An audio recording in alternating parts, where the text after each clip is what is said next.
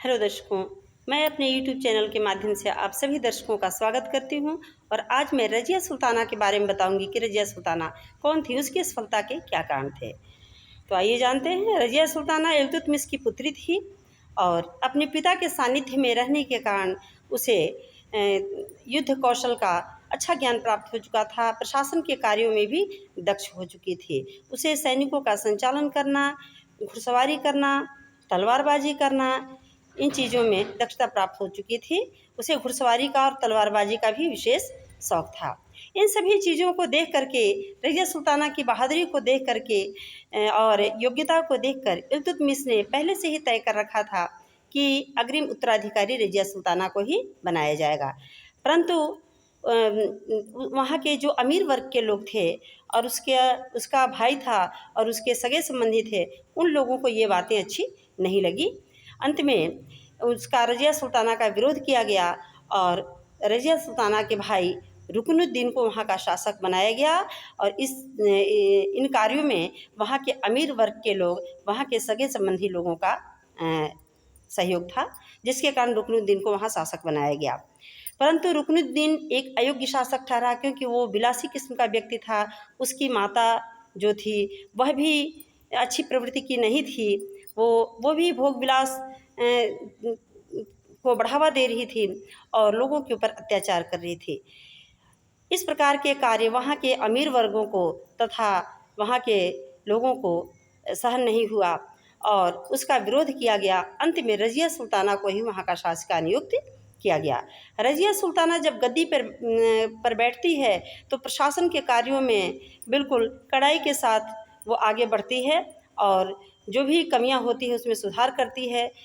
परंतु रज़िया सुल्ताना के कुछ दोष थे, जिसके वजह से दोष क्या, उसके कुछ गुण भी थे, कुछ दोष भी थे। इन चीज़ों के कारण और कुछ वहाँ के लोग उसको नापसंद करते थे। इन सभी कारणों की वजह से वह 3 वर्ष ही शासन कर सकी। इसके कुछ कारण थे। रज़िया सुल्ताना के बारे में कहा जाता है कि उसके